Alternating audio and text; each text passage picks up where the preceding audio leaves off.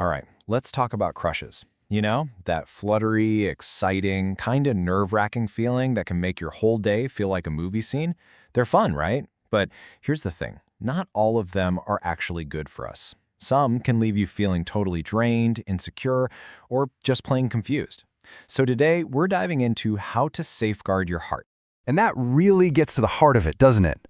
We all love the thrill, the butterflies, the excitement. But have you ever really stopped and asked yourself if the person you're crushing on is healthy? Is it good for your emotional well-being? It's a super important question because, honestly, the answer could save you a whole lot of heartache down the road. So, to help you figure this all out, we're going to break down 7 specific types of toxic crushes to look out for. Think of this as your personal guide to spotting the red flags early on so you can protect your peace of mind. First up, let's talk about a classic, the unavailable crush. This is that person who is always just out of reach. Maybe they're already with someone, or they're emotionally closed off, or they've flat out told you they're not ready for anything serious. So why are they so dang appealing?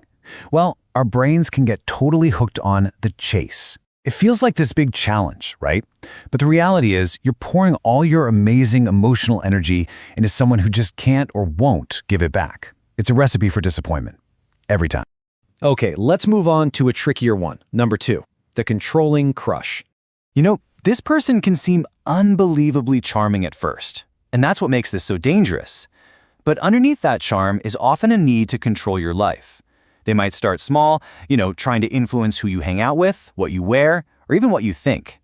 It really comes down to a total lack of respect for your freedom. And let's be clear, any connection that makes you feel anxious or trapped instead of free and happy, that's a huge red flag, even if it's just a crush. Our third type, this one thrives on the spotlight, the attention seeker. For this person, it's not really about connecting with you. It's about having an audience.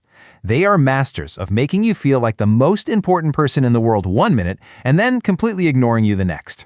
It's emotional whiplash, and it's designed to keep you guessing and wanting more. It's a game, and when you're the one with actual feelings, you're just left feeling used and totally confused. All right, let's get into number 4, the dramatic crush.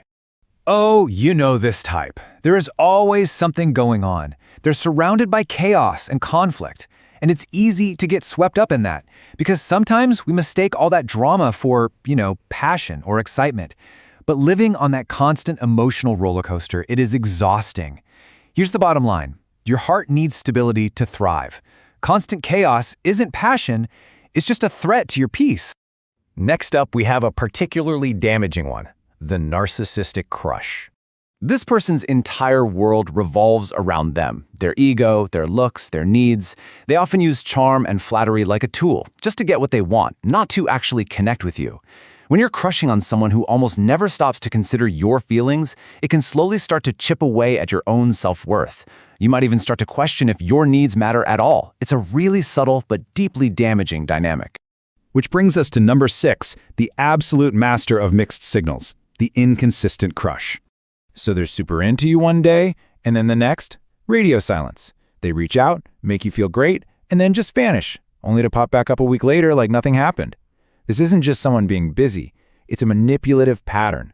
That unpredictability keeps you anxious, always hoping for a scrap of their attention. Just remember this, your heart deserves consistency, not mind games.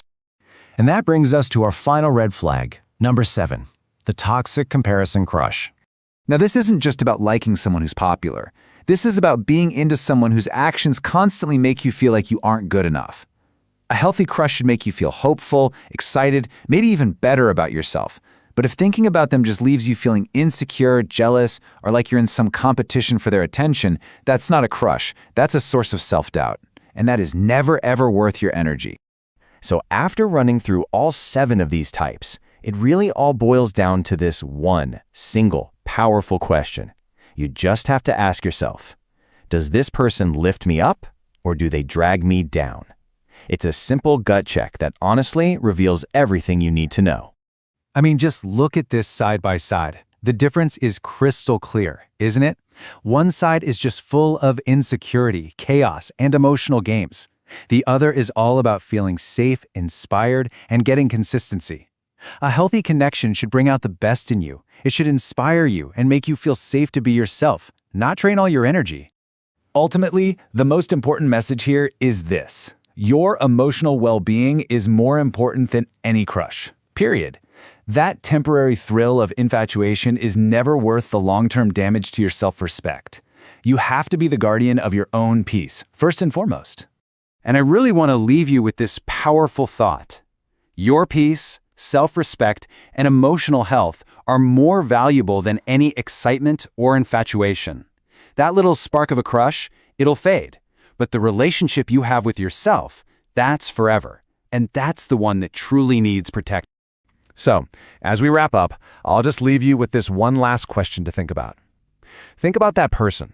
Think about how they really make you feel, deep down, and ask yourself honestly, is this crush worth my peace? The answer to that question will tell you everything. Thanks for joining me.